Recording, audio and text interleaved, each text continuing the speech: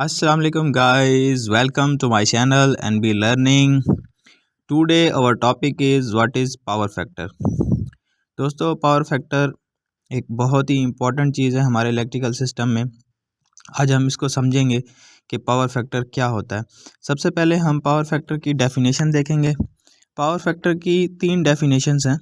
सबसे पहले जो सिंपल डेफिनेशन है वो उसकी ये डेफिनेशन है कि हम अपनी इलेक्ट्रिसिटी को कितना इफ़ेक्टिवली यूज़ कर रहे हैं, यानी कि अपनी इलेक्ट्रिसिटी जो हमारे पास आ रही है उसका कितना हिस्सा हम ज़ाया कर रहे हैं और कितना हिस्सा हम यूज़ कर रहे हैं। इसको हम कहते हैं पावर फैक्टर। यानी कि पावर फैक्टर हमें ये बताता है कि हम अपनी इलेक्ट्रिसिटी को कितना अच्छे तरीके से यूज़ कर रहे हैं, कितना उसको यूटिलाइज़ कर रहे हैं और कितना ज़ाया कर रहे हैं। इसकी दूसरी डेफिनेशन है, ये रेशो है between the real power and apparent power. अच्छा, आगे चल के हम देखेंगे कि पावर कितनी किस्म की होती है। फ़िलहाल अभी हम इसकी डेफिनेशन देख रहे हैं। ये रेशो है between the real power and apparent power. इसकी तीसरी डेफिनेशन है कि ये एंगल है, it is the cosine of angle between the voltage and current. तो ये वोल्टेज और करंट के दरमियान क्या है, एक एंगल है। इन तीनों डेफिनेशंस को हम आगे मज़ीद डिटेल से डिस्कस करते हैं। तो दोस्तों पावर की हम टाइप्स देख रहे हैं, टाइप्स ऑफ पावर। पावर की 3 टाइप्स होती हैं, एक्टिव पावर, रिएक्टिव पावर और अपरेंट पावर। सबसे पहले एक्टिव पावर को देखते हैं। अच्छा, एक्टिव पावर वो पावर है जो हमारे पास अवेलेबल होती है यूज़फुल वर्क के लिए, यानी कि ऐसी पावर जिससे हम कोई काम ले सकते हैं। इसको हम किलोवाट में मेजर करते हैं। अच्छा, एक्टिव पावर को दूसरे लफ्ज़ों में हम रियल पावर भी कह सकते हैं, वर्केबल पावर भी कह सकते हैं। उसके अलावा दूसरी पावर है रिएक्टिव पावर। रिएक्टिव पावर वो पावर होती है जो कि मैग्नेटिक फील्ड या मैग्नेटिक फ्लक्स बनाने में इस्तेमाल होती है। यानी कि जैसे हमारी इलेक्ट्रिकल मोटर्स होती हैं, आपको पता है कि वो इलेक्ट्रोमैग्नेटिक प्रिंसिपल पे काम करती हैं। तो उस मोटर के अंदर जो मैग्नेटिक फ्लक्स बनता है, उस फ्लक्स को बनाने के लिए जो पावर यूज़ होती है उसे हम रिएक्टिव पावर कहते हैं। और तीसरी है हमारे पास अपरेंट पावर। अच्छा, अपरेंट पावर सिंपल है, ये सम होती है एक्टिव पावर और रिएक्टिव पावर का।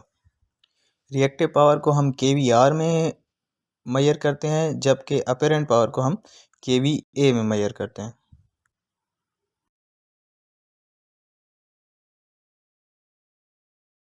अब हम टाइप्स ऑफ लोड देख लेते हैं, क्योंकि पावर फैक्टर को समझने के लिए हमें ये समझना बहुत ज़रूरी है कि पावर कितनी किस्म की होती है और लोड कितने किस्म के होते हैं। तो अब हम ये देखेंगे कि लोड कितनी किस्म के होते हैं। इलेक्ट्रिकल सिस्टम में लोड 3 किस्म के होते हैं, inductive load, capacitive load and resistive load. Inductive load ये कौन सा लोड होता है? इंडक्टिव लोड ऐसा लोड होता है, कोई भी ऐसा लोड जिसमें आपकी इलेक्ट्रिकल वाइंडिंग इन्वॉल्व है, वो आपका इंडक्टिव लोड होगा। फॉर एग्जांपल, इसकी सबसे बड़ी जो एग्जांपल है वो इलेक्ट्रिकल मोटर है। इस किस्म के लोड में वोल्टेज और करंट के दरमियान जो है वो फेज़ डिफरेंस होता है, यानी कि वोल्टेज लीड करते हैं करंट को। इस चीज़ को हम आगे डिटेल से देखेंगे। अभी फ़िलहाल के लिए हम सिर्फ यही डिस्कस कर रहे हैं कि इंडक्टिव लोड क्या होता है। हर वो लोड जिसमें वाइंडिंग इन्वॉल्व होती है वो इंडक्टिव लोड होता है। दूसरा आते हैं कैपेसिटिव लोड। अच्छा, कैपेसिटिव लोड क्या होते हैं? कैपेसिटिव लोड अक्सर हमारे घरों में तो नहीं होते, ये बहुत बड़ी जो इंडस्ट्रीज़ वगैरह होती हैं वहाँ पे यूज़ होते हैं। कैपेसिटर बैंक वगैरह लगाए जाते हैं। तो इस किस्म का जो लोड होता है उसमें भी फेज़ डिफरेंस होता है। इसमें करंट लीड करता है वोल्टेज को। और तीसरा हमारे पास आ जाता है रेजिस्टिव लोड। अच्छा, रेजिस्टिव लोड की ये खासियत है कि इसमें करंट और वोल्टेज के दरमियान फेज़ डिफरेंस नहीं होता, यानी कि करंट और वोल्टेज बिल्कुल सीधी लाइन में होते हैं। इसकी मिसाल है इलेक्ट्रिक आयरन, या जो हम घरों में हीटर वगैरह यूज़ करते हैं, ये रेजिस्टिव लोड की एग्जांपल है। हाँ, दोस्तों मैं बताता चलूँ इंडक्टिव और कैपेसिटिव लोड की 2 करैक्टरिस्टिक जो कि कम ही लोगों को पता होंगी। अच्छा, जो इंडक्टिव लोड है, इंडक्टिव लोड करंट को लिमिट करता है, जबकि कैपेसिटिव लोड वोल्टेज को इंक्रीज़ करता है। और दूसरा, इंडक्टिव लोड रिएक्टिव पावर को कंज्यूम करता है, जबकि कैपेसिटर जो होते हैं या कैपेसिटिव लोड जो होता है वो रिएक्टिव पावर प्रोवाइड करता है। तो इसीलिए हम अपने इलेक्ट्रिकल सिस्टम में कैपेसिटर इस्तेमाल करते हैं, क्योंकि कैपेसिटर जो है वो रिएक्टिव पावर प्रोवाइड करता है। तो दोस्तों ये एक एग्जांपल देख लेते हैं हम कि पावर की एग्जांपल के लिहाज से, जिससे हमें ये समझने में आसानी होगी कि पावर कितनी किस्म की होती हैं और किस तरह से इनको इलेक्ट्रिकल सिस्टम में हम समझ सकते हैं। अगर हम एक लेज़ का पैकेट लें, तो आपने देखा होगा कि लेज़ का पैकेट काफ़ी भरा हुआ लगता है, लेकिन जब हम उसको खोलते हैं तो उसके अंदर चिप्स बहुत कम होते हैं। तो दोस्तों अगर हम इस पूरे लेज़ के पैकेट को समझ लें कि ये टोटल हमारी अपरेंट पावर है, तो इसको हम अगर अपरेंट पावर समझ लेते हैं, तो जैसे ही हम लेज़ का पैकेट खोलेंगे तो उसमें जो मौजूद एयर होगी वो निकल जाएगी। वो अब एयर तो हम खा नहीं सकते, वो तो एक किस्म की ज़ाया हो गई, तो वो हमारी क्या है, रिएक्टिव पावर है। और बीच में बचते हैं चिप्स, जो कि रियल पावर होते हैं, या वो चीज़ होती है जो हमें एनर्जी देती है, तो वो हो जाती है हमारी रियल पावर। तो आई होप कि इस एग्जांपल से आपको पावर, रिएक्टिव पावर और अपरेंट पावर और रियल पावर, ये सब सारी चीज़ें क्लियर हो जाएंगी।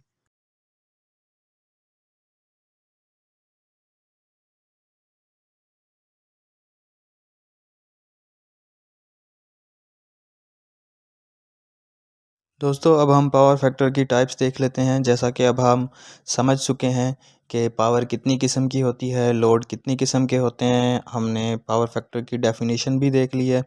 तो अब हम पावर फैक्टर की टाइप्स पे आ जाते हैं।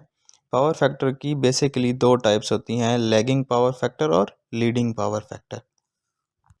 गाइस ये लीडिंग पावर फैक्टर और लैगिंग पावर फैक्टर को बाज़ औक़ात समझना थोड़ा कंफ्यूजिंग हो जाता है, लेकिन ये इतना कंफ्यूजिंग नहीं है। अगर हम इसको सिंपली समझें, हम इसको ऐसे समझ सकते हैं कि देखें, वोल्टेज हमेशा कांस्टेंट रहते हैं। तकरीबन हम वोल्टेज को अगर कांस्टेंट तसव्वुर करें, तो हम सिर्फ करंट को देखते हैं। करंट कभी वोल्टेज के आगे होगा और कभी करंट वोल्टेज के पीछे होगा।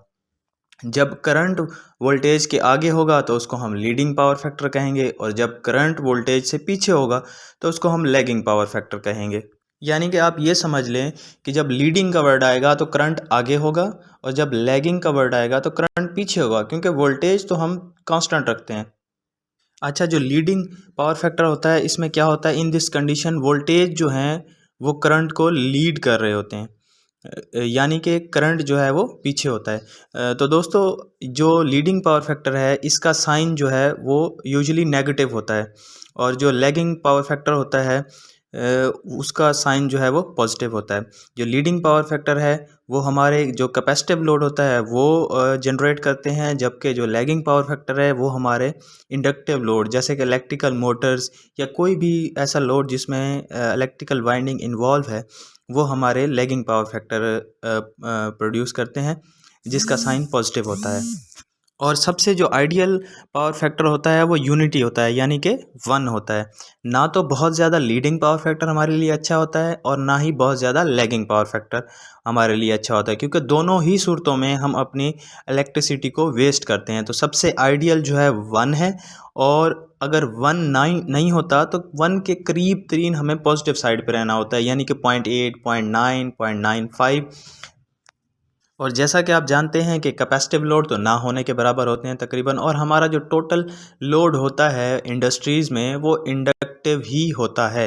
तो इससे ये ज़ाहिर होता है कि हमें इंडक्टिव साइड पे रहना है और 1 के करीब तरीन रहना है। पे हम लीडिंग और लैगिंग पावर फैक्टर को एक ग्राफ की मदद से समझने की कोशिश करते हैं। सबसे पहले आपको जो नज़र आ रहा है लेफ़्ट साइड पे, वो है हमारा लैगिंग पावर फैक्टर। अच्छा, इसको हम लैगिंग पावर फैक्टर क्यों कह रहे हैं? अच्छा, अगर आप इस ग्राफ को गौर से देखें तो लैगिंग इसलिए है कि आप शुरू से देखें तो सबसे पहले वोल्टेज आ रहे हैं और उसके बाद करंट आ रहा है। यानी कि पहले वोल्टेज आ रहा है, बाद में करंट आ रहा है, और करंट लैग कर रहा है। तो इसीलिए हम इसको कह रहे हैं लैगिंग पावर फैक्टर। दोस्तों आप अगर गौर से देखें तो हमारे पास जो साइनोसाइडल वेव्स होती है वो पहले पीक में, पॉजिटिव में पीक में जाती है, फिर नीचे जाके नेगेटिव में पीक पे जाती है। जहाँ ये लाइन को टच कर रही है वहाँ पे हमारा ज़ीरो है।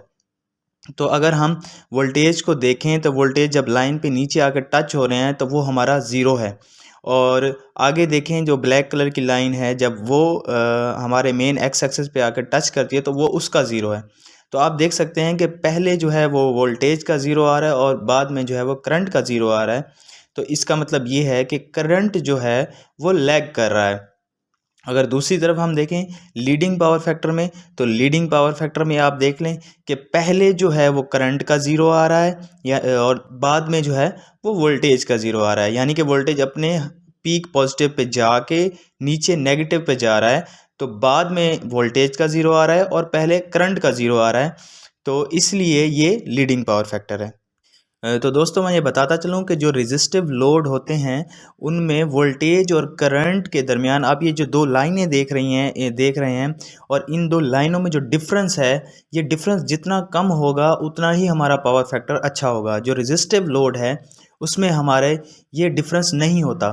रेजिस्टिव लोड में हमारा जो है ये फेज़ डिफरेंस नहीं होता, यानी पे जहाँ जहाँ जहाँ पे हमारा करंट का ज़ीरो शुरू होता है वहीं पे ही हमारा वोल्टेज का ज़ीरो शुरू हो जाता है। लेकिन जो इंडक्टिव लोड है, आप इंडक्टिव लोड को देख सकते हैं कि इंडक्टिव लोड में करंट लैग करता है और कैपेसिटिव लोड में हमारा करंट जो है वो लीड करता है।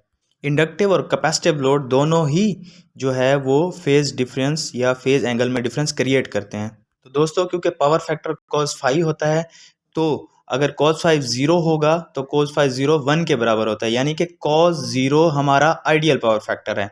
अगर cos 0 होगा यानी इन दोनों के दरमियान वोल्टेज और करंट के दरमियान अगर एंगल 0 होगा तो हमारा पावर फैक्टर यूनिटी होगा, और अगर इससे ज़्यादा या कम होगा तो वो फिर लीडिंग या लैगिंग में जाएगा। आई होप कि आज के इस ट्यूटोरियल में आपको पावर फैक्टर की समझ आ गई होगी, और इंशाल्लाह हम अपनी अगली वीडियो में देखेंगे कि हम पावर फैक्टर को किस तरह इम्प्रूव कर सकते हैं, उसके क्या मेथड्स होते हैं। शुक्रिया गाइस, थैंक यू, अल्लाह हाफ़िज़।